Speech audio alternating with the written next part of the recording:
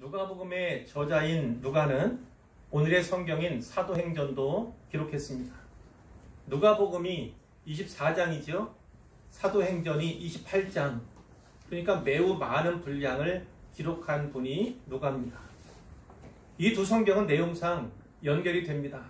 마치 한 책의 1권과 2권을 보는 것 같습니다. 그래서 사도행전을 누가복음의 소편으로 이해하기도 합니다. 이 책들은 모두 우리를 위한 성경입니다. 하지만 원래는 이방인으로서 개종해서 그리스도인이 된 데오빌로라는 한 사람을 위해서 기록되었다는 사실을 기억할 필요가 있지요. 누가와 그리고 초대교회가 한 영혼을 얼마나 귀하게 여기고 그 영혼에게 집중했는가, 이것을 통해서 알 수가 있습니다. 우리가 먼저 붙잡아야 할 것이 바로 이겁니다. 예수님께서는 사람이 만일 온 천하를 얻고도 제 목숨을 잃으면 무엇이 유익하리요? 사람이 무엇을 주고 제 목숨과 바꾸겠느냐? 이렇게 말씀하셨습니다. 사람의 생명은요, 단 한 사람의 생명도 온 천하와 바꿀 수 없을 만큼 소중하다는 것입니다. 한 영혼이 천하보다 귀하다, 이런 말씀으로도 우리가 받을 수 있죠. 오늘 우리 시대는 물량주의라는 깊은 수렁에 빠져 있습니다. 큰 것을 숭배하고요, 많은 것을 선이라고 생각하는 경향이 농후하죠. 하나님은 모든 사람이 구원을 받고 모든 사람이 진리를 아는 데 이르기를 원하십니다. 하지만 성경은 늘 한 사람, 한 영혼에게 집중하고 있음을 잊어서는 안 되겠습니다. 한 영혼, 한 사람에게 집중하였더니 하나님의 큰 역사가 나타나서 많은 사람이 구원받는 방식, 이것이 하나님의 일하심 가운데서 발견되는 한 가지 패턴이기도 합니다. 여러분, 지금 이 시간에 여러분의 뇌리에 생각이 나고 마음에 품어지는 한 사람이 있습니까? 예수님을 알지 못하는 그 사람, 그러나 구원받아야 할 그 사람, 아직은 예수님을 잘 알지 못하지만 꼭 구원받아야만 할 그 사람을 위해서 오늘 내가 해야 할 일은 무엇인가, 그리고 내가 도와야 할 일은 무엇인가, 그것을 꼭 생각해 보시기를 바랍니다. 누가복음은 예수님의 이야기지요. 예수님의 나심과 그분의 공생애, 그분의 행적, 그리고 십자가와 부활, 마지막으로 택하신 사도들에게 성령으로 명하시고 승천하신 날까지의 일이 그 책에 기록되어 있습니다.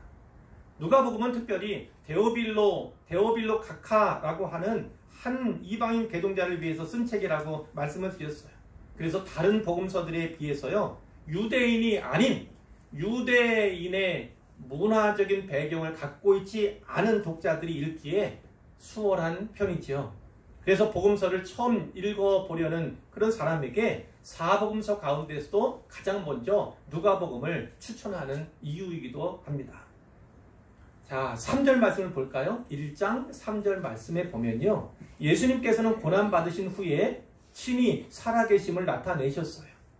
부활하신 몸을 40일 동안 제자들에게 보이셨다고 성경이 기록하고 있죠. 그 40일 동안에 예수님께서 무엇을 가르쳤습니까? 오늘 성경에 보니까 하나님의 나라, 이렇게 나타나죠. 예수님은 공생의 기간에도 제자들에게 하나님 나라를 가르치셨습니다. 그리고 승천하시기 전 이 40일 동안에도 하나님의 나라를 가르치신 거예요. 이것은 하나님 나라는 주제가 예수님의 가르침에서 핵심이었다라는 사실을 우리로 하여금 알게 해주죠. 아마도 이 40일 동안, 수능을 앞두고 학원에서 최종 파이널 핵심 정리 이런 거 하잖아요. 이와 같이 이 최종 파이널의 시간에 하나님 나라에 대한 그동안의 가르침들을 핵심 정리하고 복습 다지게 하는 그런 시간을 가지지 않았을까 짐작해 볼 수가 있습니다. 그러므로 오늘 우리가 전해야 하는 복음의 핵심도 역시 하나님의 나라여야 합니다. 예수님께서 초림시에 가져오신 하나님 나라, 그리스도께서 십자가와 부활로 그 나라에 들어가도록 길을 내셨다는 그 사실, 예수 그리스도를 믿고 주님으로 고백함으로써 우리 안에 이미 하나님 나라가 이루어졌다는 것, 그러나 아직 이루어지지 않은 하나님의 나라가 있다는 것, 이것을 우리가 잘 알아야 하고요. 그리고 이 하나님 나라를 전해야만 하는 것이죠. 누가복음이 예수님의 이야기라면 사도행전은 제자들 이야기입니다. 사도들의 이야기지요. 이제 예수님과 제자들의 이 땅에서의 마지막 대화를 살펴보고자 합니다. 4절과 5절 말씀인데요. 예수님께서 제자들에게 이렇게 분부하셨어요. 예루살렘을 떠나지 말고 내게서 들은 바 아버지께서 약속하신 것을 기다리라. 요한은 물로 세례를 베풀었으나 너희는 몇 날이 못되어 성령으로 세례를 받으리라. 예수님께서 이렇게 말씀하셨어요. 요약하면 이런 거죠. 예루살렘 떠나지 말고 기다려라. 그러면 몇 날이 못되어서 성령으로 세례를 받게 될 것이다. 이렇게 주님께서 말씀하신 거예요. 자, 그러자 제자들이 예수님께 여쭈었습니다. 주께서 이스라엘 나라를 회복하심이 이때이니까? 이렇게 물었습니다. 자, 그러면 로마의 지배하에 있는 우리나라 이스라엘 나라가 독립하게 되는 때가 바로 이때입니까? 이렇게 물은 것입니다. 예수님께서는 마지막까지 무엇을 가르쳤습니까? 하나님 나라를 가르치셨어요. 그런데 제자들의 관심은 이 마지막까지도요. 예수님께서 승천하시기 전까지도 어떻다고요? 여전히 이스라엘 나라에 머물러 있는 것을 우리가 살필 수 있는 거지요. 사람은 참 변하지 않는 것 같아요. 믿음도 쉽게 자라는 것 같지 않습니다. 예수님께서 받으실 수단에 대해서 미리 여러 번 말씀하셨잖아요. 그때도 제 아들은 정치적인 메시아, 군사적인 메시아, 왕으로 등극하실 그리스도를 기대했고, 누가 큰가?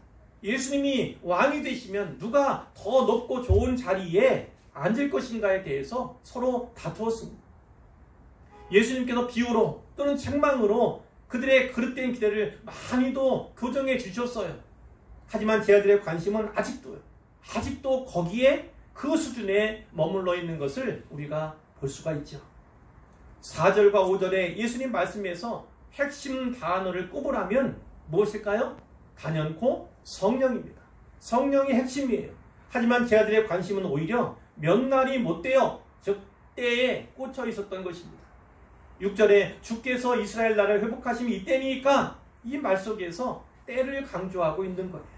그렇기 때문에 예수님께서 때와 시기는 아버지께서 자기 권한에 두셨으니 너희가 알 바 아니다. 이렇게 먼저 때에 대해서 받으신 것이죠. 그리고 끝으로 하신 말씀이 8절에 나와 있는데 다시 한번 암송하겠어요. 오직 성령이 너희에게 임하시면 너희가 권능을 받고 예루살렘과 온 유대와 사마리아와 땅끝까지 이르러 내 증인이 되리라. 아멘. 이 말씀을 통해서 내가 너희에게 내린 분부, 그 분부의 핵심은 바로 성령이다. 오직 성령이다. 예수님께서 이렇게 말씀하시는 거예요.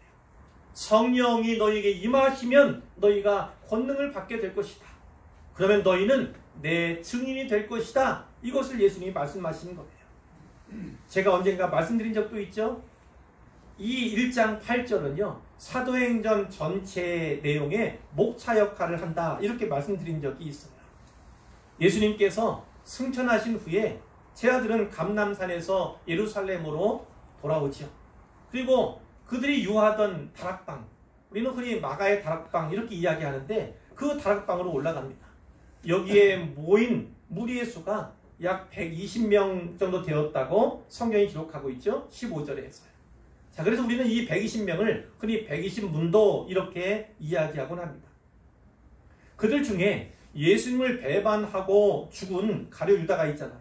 그 가룟 유다를 제외한 11명의 사도가 누구랑 같이 있습니까? 여자들, 성경이 말씀하고 있어요. 여자들 가운데는 막달라 마리아, 또 요한나, 수산나, 살로메 이런 사람들이 있었겠죠. 또 누가 있습니까? 예수의 어머니 마리아가 있었고 또 예수의 아우들이 있었다.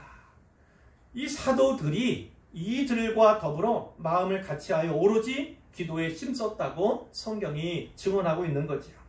제자들은 예수님께서 분부하신 그 말씀을 따라서 예루살렘을 떠나지 않고요. 성령께서 임하시기를 기다린 것입니다. 하지만 예수님은요, 기다리라고 말씀하셨을 뿐이지 어떻게 기다리라고 말씀하진 않으셨어요.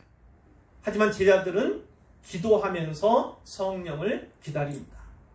여러분, 바로 이겁니다. 어떻게는 방법을 뜻하지 않습니까? 방법이 떠오르지 않을 때, 방법을 알지 못할 때 우리는 기도해야 합니다. 기다림의 시간에도 우리는 늘 기도해야 합니다. 인생을 살아가면서 또 사역을 감당하면서 어떻게 해야 할지 모를 때가 많이 있지 않습니까? 기다림의 시간 또한 아주 많습니다. 이럴 때 기도하면 하나님께서 인도해 주시죠. 응답해 주십니다. 갈 바를 행할 바를 깨닫게 해 주시죠. 이 기다림의 시간 속에서 사도들은요, 가룟 유다를 대신할 또 다른 사도 마띠아를 새로 세웁니다. 드디어 예수님께서 승천하신 지 열흘이 지나서 오순절날이 되었는데요. 자, 잠깐 정리해 볼까요? 예수님께서 6월절은 무교절의 첫날이기도 하죠. 그 6월절 어간에 십자가에서 죽으셨어요.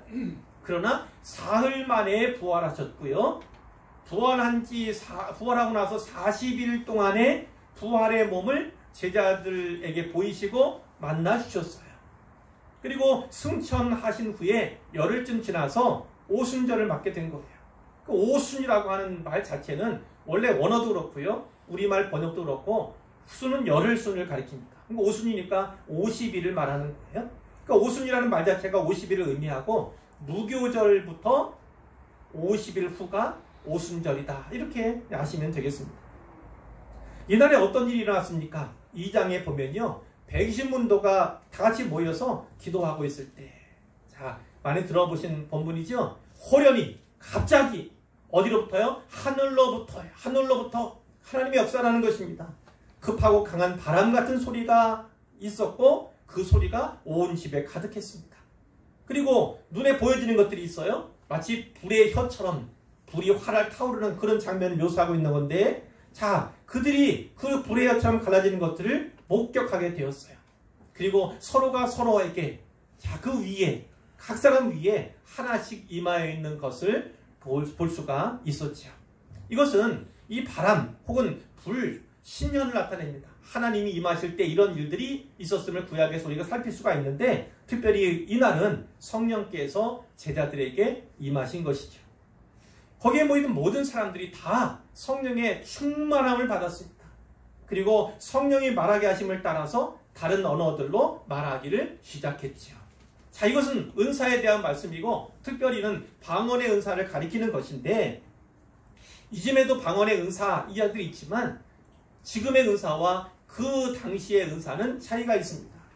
그 당시의 방언 은사는요, 외국어 방언이었던 거예요. 자, 그 사실을 어떻게 알 수 있죠? 자, 5절에 보니까 그때는 이 5월절, 오순절이죠. 오순절 이 명절 맞아서 경건한 유대인들이 자기가 살고 있던 천하 각국에서부터 예루살렘에 와 있던 거예요. 예배하기 위해서, 이 절기를 지키기 위해서 왔던 것이죠. 그런데 이 많은 사람들이 이 120문도가 하는 그 방언을 듣게 된 거예요. 근데 놀랍게 여긴 겁니다. 왜냐하면 이 사람들은 분명 갈릴리 사람들인데, 저 사람들이 어떻게 우리가 살고 있는 그 지역, 그 나라의 말을 할까? 그것을 듣고 너무나 놀랍고 신기하게 여긴 거예요. 우리가 어떻게, 저 사람들이 어떻게 이렇게 말하고 우리가 어떻게 그것을 우리말로, 우리가 사는 그 나라의 말로 들을 수 있는가 놀랐던 거죠. 자, 그 나라들은 어떤 나라들이 있습니까? 길게 나와 있잖아요. 오늘날로 말하면 이런 거예요. 이란, 이라크에서 온 사람도 있었고, 물론 유대 땅에서 온 사람도 있었어요. 그리고 터키 여러 지방에서 온 사람들, 그리고 이집트에서 온 사람들, 아프리카의 리비아에서 온 사람들, 그리고 이탈리아에서 온 사람들, 또 그리스의 크레타 섬에서 온 사람들, 아라비아의 여러 나라에서 온 사람들이 있었던 거예요. 주변에 흩어져 살고 있었던 유대인들이 이 절기, 명절을 맞아서 예루살렘을 방문했는데 그들이 놀라운 사건을 보게 된 것이죠. 근데 그들 귀에 들려지는 내용들이 이해할 수 있는 것들은, 이해할 수 있는 내용들.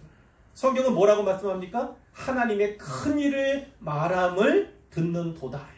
그냥 무의미한 것이 아니고 일상적인 대화가 아니라 각자의 언어로 들려지는 그 방언이 하나님의 큰 일에 대해서 말씀하고 있었다는 거죠. 그 내용은 뭐 잘 알지는 못하지요, 우리가. 자, 이 가운데 두 가지 반응이 나타났어요. 놀라며 당황해서 어떤 사람들은 이 어찌된 일이냐? 이것은 어쩌면 긍정적인 표현일 수 있어요. 긍정적인 표현? 하지만 늘 그렇듯이 하나님의 큰 일에도 복음에도 상반된 그런 반응이 나타나기도 하잖아요. 부정적으로 반응하는 사람들도 있었다는 거예요. 23절에 보니까 어떤 이들은 조롱했다. 조롱. 그들이 세술에 취하였다.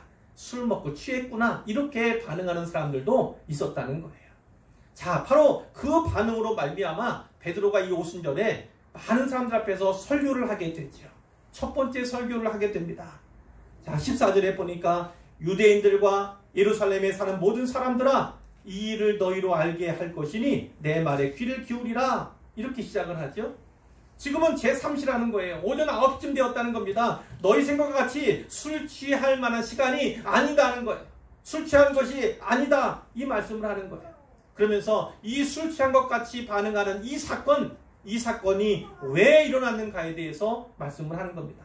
16절에 보니까 이는 곧 선지자 요엘을 통하여 말씀하신 것이니, 일러스되 그 이하의 말씀이 나오죠. 요엘 2장 28절 이하의 말씀을 이 베드로가 인용해서 설교를 하고 있는 거고, 오늘 본문 2장 17절부터 21절까지가 바로 그거죠. 내용은 대강 아시잖아요. 말세가 되면 하나님의 영을 모든 육체에 부어주리라, 이런 예언이 되어 있어요. 젊은이들에게, 자녀들에게, 늙은이들에게, 남종과 여종들에게, 그러니까 남녀노소를 가리지 않고 모든 믿음의 사람들에게 내 영을 부어주리라 했던 그 요엘의 말씀이 지금 이루어진 것이라고 그렇게 설교를 하는 것입니다. 20절을 보십시오. 그 내용 가운데 주의 크고 영화로운 날이 이르기 전에 해가 변하여 어두워지고 달이 변하여 피가 되리라. 원래는요, 여호와의 크고 두려운 날 이렇게 돼 있어요. 근데 베드로가 주의 크고 영화로운 날 이렇게 받고 있는 거예요. 크고 영화로운, 크고 두려운, 이거에 초점이 있는 게 아니라 여호와라고 되어 있던 그 단어를 주라고 이렇게 번역해서 말하고 있다는 거예요. 그러니까 베드로는 어떤 겁니까? 여호와 하나님이 곧 예수 그리스도다라는 사실을 말하고 있는 거예요. 성부 하나님과 성자 예수님이 한 분이시다. 예수님은 그와 같은 동일한 권위를 가진 분이다라고 말씀하고 있는 거예요. 21절에도 누구든지 주의 이름을 부르는 자는 구원을 받으리라. 역시나 요엘서에는 여호와의 이름으로 되어 있습니다. 그러나 이 베드로가 설교하면서 여호와의 이름을 주의 이름으로 바꾸어서 설교하고 있는 거예요. 22절에 이스라엘 사람들아, 이 말을 들으라. 너희도 아는 바와 같이 하나님께서 나사렛 예수로 큰 권능과 기사와 표적을 너희 가운데 베푸사 너희 앞에서 그를 증언하였느니라. 자, 무슨 말씀이에요? 예수님께서 이 땅 가운데서 많은 병자들을 치료하셨고 귀신 들린 자들 낫게 하셨잖아요. 자유를 주셨잖아요. 또 오병이어의 기적과 같은 놀라운 일들, 풍랑을 또 잠잠케 하는 그런 기적들을 행했잖아요.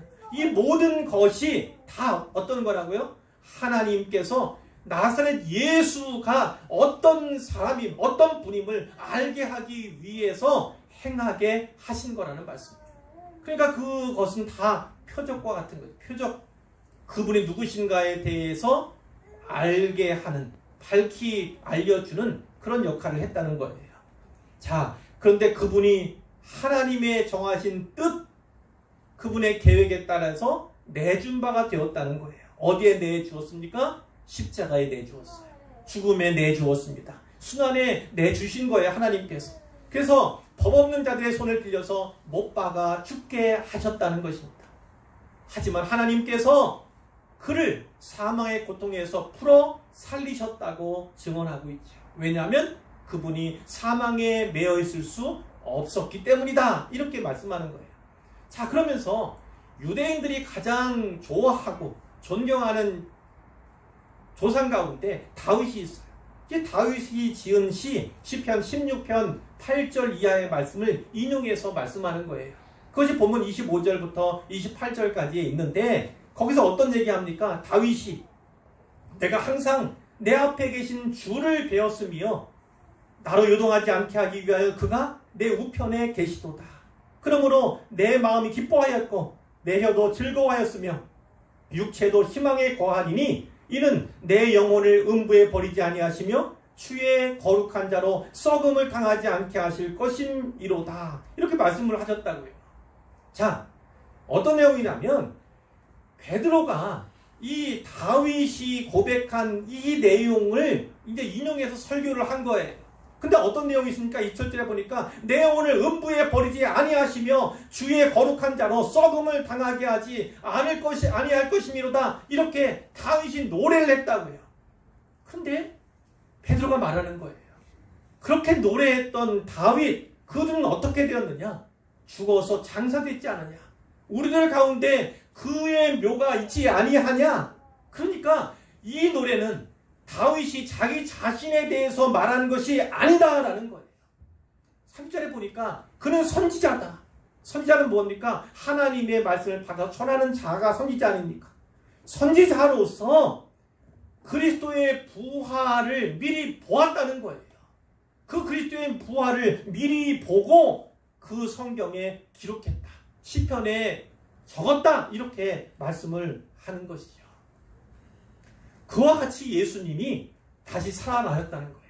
하나님께서 살려주셔서 다시 살아나셨는데 우리가 이 일, 예수님의 십자가 죽음과 부활의 증인이다. 이렇게 얘기하는 겁니다.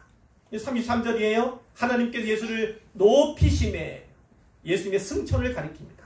그가 약속하신 성령을 아버지께 받아서 예수님께서 아버지로부터 성령을 받아서 그 성령을 우리에게 부어주셨다. 이렇게 증언하는 것이고요. 34절에 다윗은 하늘에 올라가지 못하였으나 구원받지 못했다는 얘기 아닙니다. 하늘 백성이 되지 않았다는 말씀이 아니에요. 승천한 것이 아니라는 거죠.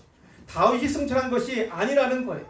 자, 신이 말하여 이르되 주께서 내 주에게 말씀하시기를. 앞에 주는 하나님 아버지께서 내 주는 그리스도를 가리킵니다. 하나님 아버지께서 그리스도에게 말씀하시기를 내가 네 원수로 네 발등상 되게 하기까지 최후 승리를 얻기까지 너는 내 우편에 앉아있으라 하셨도다. 다윗이 기록한 이것이 그리스도에 대한 예언의 말씀이다. 이렇게 말씀을 하고 있는 겁니다. 36절에 그런즉 이스라엘 온 집은 확실히 알지니 너희가 십자가에 못 박은 이 예수를 하나님이 주와 그리스도가 되게 하셨느니라. 이렇게 말씀을 하는 거죠. 자, 이 설교를 듣고 마음에 찔린 사람들이 있었어요. 그리고 베드로를 비롯해서 사도들에게 묻지어 형제들아 우리가 어찌할꼬? 형제들아 우리가 어찌할꼬? 이때 베드로가 강력하게 선포합니다. 너희가 회개하여 각각 예수 그리스도의 이름으로 세례받고 죄사함을 받으라. 그리하면 성령의 선물을 받으리니. 성령을 선물로 받고 성령께 주는 선물도 받으리니 이 약속은 너희와 너희 자녀와 너희만 아니라 너희 다음 세대에도 그리고 모든 먼데 사람 유대인만 아니라 이방인들에게도 주 우리 하나님이 얼마든지 부르시는 자들, 하나님께서 유대인에게서든 이방인들 가운데서든 부르시는 모든 사람들에게 이 일이 있을 것이다. 이렇게 말씀을 하는 거죠. 자, 이 말을 받고 그날 세례를 받은 사람들, 새롭게 신도가 된 사람들이 몇 명이라고요? 3,000명이나 더하여졌다. 이렇게 성경이 말씀하는 거죠. 여러분, 부활장인 고린도전서 15장에서요. 6절에 예수님께서 그분의 부활하신 몸을 500여 형제에게 일시에 보이셨다. 이런 말씀이 있어요. 어쩌면 이제까지 예수님을 믿고 따르는 신자들이 그 정도였을지 모릅니다. 500명 정도였을 가능성이 커요. 그러나 성령께서 강림하신 이날, 이 오순절 날에 3,000명의 신자가 더하여졌다는 거죠. 여기만 아니라 3장에서요. 베드로와 요한이 성전 미문에 앉아서 구걸하던 한 사람, 그런 나면서부터 40여 년 동안 40년 넘게 한 번도 걸어본 적이 없는 사람이잖아요. 그 사람을 일으켜 세운 뒤에 솔로몬 행각에서 설교를 하게 되잖아요. 그때 남자의 수만 해도 약 5,000명이나 되는 사람들이 새로 신자가 되었다고 성경이 증언하고 있어요. 자, 그렇다면 처음에 500명 정도가 있었죠. 그 다음에 3,000명 정도의 사람들이 이제 새롭게 신자가 되었고, 그리고 5,000명이나 되는 남자만 그렇다는 거예요. 그러니까 여자들까지 센다면 전체 얼마나 됩니까? 3장까지 가면 1만 명 정도로 증가한, 아주 크게 성장하고 있는 것을 우리가 확인해 볼 수 있는 거죠. 어쨌든 성령 강림 사건이 있었던 이 오순절 날에 제자들이 본격적으로 복음을 선포하기 시작한 첫날인 거예요. 그리고 예루살렘 초대교회가 탄생한 날이 이 날이기도 해요. 그러니까 성령 강림 사건과 복음 전하는 이 사역은 뗄래야 뗄 수가 없는 것이고요. 또 성령과 교회는 분리할 수가 없다. 이렇게 이해하시면 되겠습니다. 그러니까 성령 강림 사건은요, 기독교 역사에서 대전환점이다. 획기적인 변곡점이다. 이렇게 이해하시면 되겠습니다. 이제 오늘 본문인 1장 8절로 다시 돌아갈 텐데요. 오직 성령이 너에게 임하시면 이렇게 말씀하셨어요. 하나님의 세 위격 가운데 제3위시죠. 제1위는 성부 하나님, 2위가 성자 예수님, 제3위가 성령 하나님이에요. 자, 그러나 1, 2, 3 등수가 아니에요. 순번이 아닙니다. 다 동등하신 분이에요. 그런데 제3위이신 그 성령님께서 이날 강림하셨다는 거죠. 성령님께서 본격적으로 지상사역을 시작하셨다는 의미예요. 구약시대에도 성령 강림이 있었습니다. 없지 않았어요. 그러나 그때는 제한된 범위 내에서 이루어졌어요. 어떤 특별한 과업을 위해서 특별히 선택된 소수의 사람들에게 성령이 임하시기도 했고요. 또 떠나시기도 한 것이 구약에서 살펴볼 수 있는 내용이지요. 하지만 이제 요엘의 예언대로 남녀노소를 불문하고요, 모든 믿는 자들에게 성령이 부어진 거예요. 그리고 그분의 임재와 그분의 내주는 이제 영구합니다.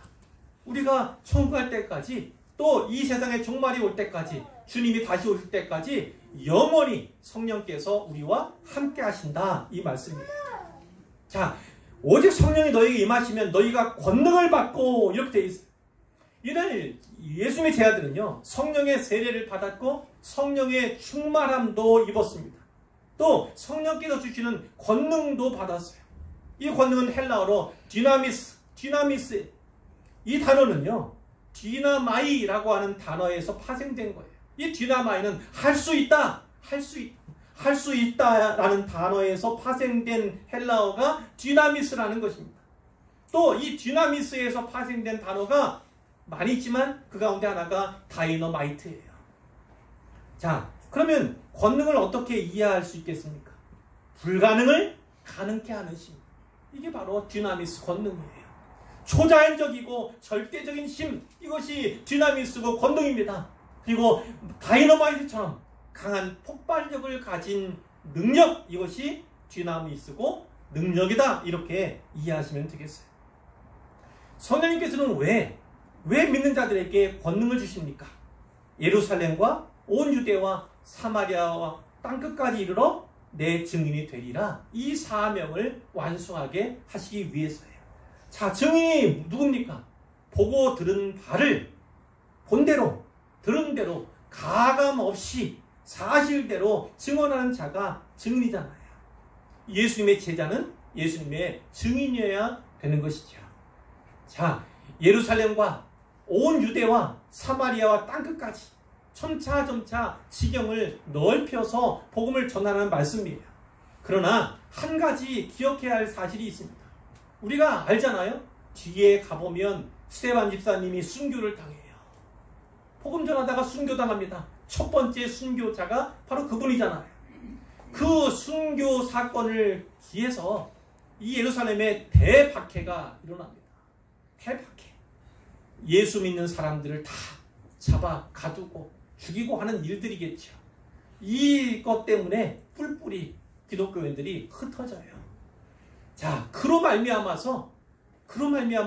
예루살렘에서 온 유대로 그리고 사마리아로 이방 세계로 복음이 전파되는 거죠. 자, 그런데요, 이 오순절날 예루살렘에 왔다가 베드로의 설교를 듣고 회심한 사람들이 몇 명이요? 3,000명이잖아요. 3,000명. 이 3,000명의 사람들 가운데는요, 이미 자기가 거주하는 그 나라로 돌아가서 거기서 믿음 생활을 한 사람이 있었던 거예요. 거기에서 복음을 전한 사람들이 이미 있었던 거예요. 예를 들면 로마 교회 같은 경우에요. 로마 교회 아주 나중에야 사도 바울이 로마로 가지 않습니까? 그런데 그 로마 교회가 이미 있었다고요. 이 유대인 신자들, 이 오순절 날에 예수 믿게 된 그 신자들이 로마 교회를 세웠다는 거예요. 거기에서 회합을 가졌고 예배를 드렸음을 우리가 성경을 통해서 알게 되는 거죠. 그 밖에도 이 사도행전 전체를 살펴볼 때요, 이날 신자가 되었던 사람들이 고비고비마다 바울이 가는 길, 또 다른 선교사들이 가는 그 길에 돕는 자로서 나타나는 것을, 기능하는 것을 우리가 성경 속에서 살필 수가 있다고요. 복음은 점차 지경을 넓혀가야 합니다. 우리 또한 복음의 지경을 점차 넓혀가야만 하죠. 그러나 오늘날에는요, 전도와 선교가 함께 가는 거예요. 함께 진행되는 거예요. 일반적으로 말하면 전도, 그러면 같은 민족, 같은 언어를 쓰고 같은 문화를 공유한 이런 사람의 복음을 전하는 것을 전도, 그렇지 않은 타문화권의 사람들에게 복음을 전하는 걸 선교, 이렇게 구분하지만 요즘에는 전도와 선교를 구분하지 않는 교양이 있습니다. 선교로 통합하는 그런 교양들이 있어요. 자, 예루살렘 전도도 또 땅끝 선교도 동시에 진행해야 하는 시대가 바로 오늘이라는 거예요. 왜 그렇습니까? 지금은 마지막 때이기 때문에 그래요. 주님 오실 날이 가까웠기 때문에 예루살렘 전도만 아니라 땅끝 선교를 병행해야 하는 것이 시대적인 사명이다, 이렇게 말씀을 드리는 것입니다. 여러분은 성령을 받았습니까? 여러분 성령 받았어요? 자, 성령이 무슨 물건도 아니고 받는 게 아니라 그분이 내가 예수를 믿음으로 그 성령님께서 내 안에 들어와 계시냐를 묻는 것입니다. 자, 성령을 받았습니까? 그렇다면 성령님께서 디나미스, 권능도 주셨음을 믿으시기를 바랍니다. 그뿐 아니라 우리가 사역의 지경을 넓혀갈 때, 그 폭과 깊이와 넓이를 넓혀갈 때에 더 큰 권능을 주실 것을 꼭 믿으시기를 바랍니다. 베드로를 보세요. 베드로는요, 예수님을 3번이나 부인한 사람이었어요. 왜 그렇습니까? 왜 3번이나 부인했어요? 두려워서. 새벽닭이 울기 전에 네가 나를 3번 부인하리라 예수님께서 말씀하셨을 때 베드로가 뭐라고 했어요? 아닙니다. 저는 절대 그렇게 하지 않을 겁니다. 절대 그런 일 일어나지 않을 겁니다. 호언장담했어요. 그러나 어린아이, 여자아이 앞에서도 예수님을 부인한 자가 바로 베드로였어요. 예수님께서 갈보리 십자가 언덕에 계실 때 베드로는요, 그 근처에 있지도 않았어요. 십자가 근처에 있지 않았습니다. 왜요? 두려웠기 때문에. 자, 또 다른 제안과 마찬가지로 오늘 본문에서 여전히 이스라엘 나라의 회복, 그것에 관심을 가진 사람이 바로 베드로였다는 거예요. 그런데 사도행전 2장 중반 이후에 보면 그는 전혀 다른 사람이 되고 있잖아요. 전혀 다른 사람같이 기록되고 있잖아요. 담대하게 거침없이 예수님의 십자가와 부활을 증거하는 것을 우리가 살폈지 않습니까? 후에는 공회 앞에 나가서도요, 그리고 감옥에 갇혀서도 여전히 담대한 것이 그의 모습임을 우리가 보게 되지요. 자, 이 변화, 이 급격한 변화를 어떻게 설명할 수 있습니까? 그 2장 초반부에 있는 성령 강림 사건, 제자들에게 임하신 성령께서 주신 디나미스 권능으로 밖에는 설명할 길이 도무지 없음을 우리가 깨닫게 되는 것이죠. 제자들의 시선이 이스라엘에 머물러 있던 것과는 달리 예수님의 시선은 어디를 보고 있었습니까? 땅끝을 보고 있었다고요. 땅끝이요. 예수님 당시에는 로마가 땅끝이었어요.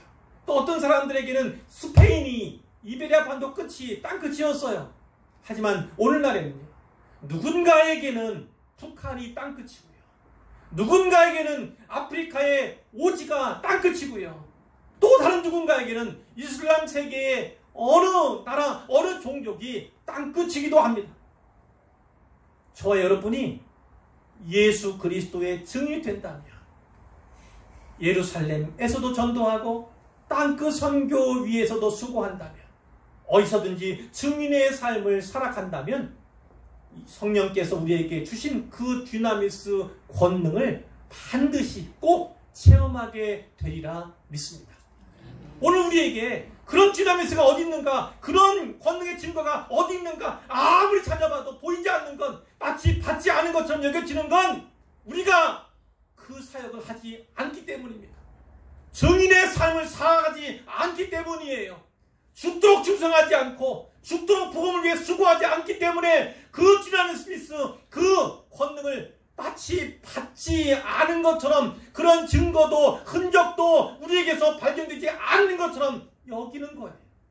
그것을 분명하게 기억하셔야 합니다. 제자가 된다는 건 증인이 된다는 것과 다르지 않습니다. 예수님의 제자가 된다는 건 예수님의 증인이 된다는 것과 다르지 않다는 거예요. 오늘 설교 제목이 무엇입니까? 뒤에 현수막에 뭐라고 적혀 있어요? 우리에게 성령이 임하셨으니. 너희에게 성령이 임하시면, 이렇게 말씀하셨는데, 이미 우리는요 그 성령 임하신 상태에서 태어난 사람들이에요. 이미 그 후에 믿어서 성령님의 임하신 그분을 믿고 의지하고 또 고백하기만 하면 그 임함을 그 당장 체험하고 경험할 수 있는 것이 우리라는 거예요. 성령을 받은 자가 맞다면, 내가 진짜 하나님의 자녀가 되었다는 것이 분명하다면요, 우리는 성령 받으면서 또한 권능과 dynamis를 받은 줄로 꼭 믿으시기를 바랍니다.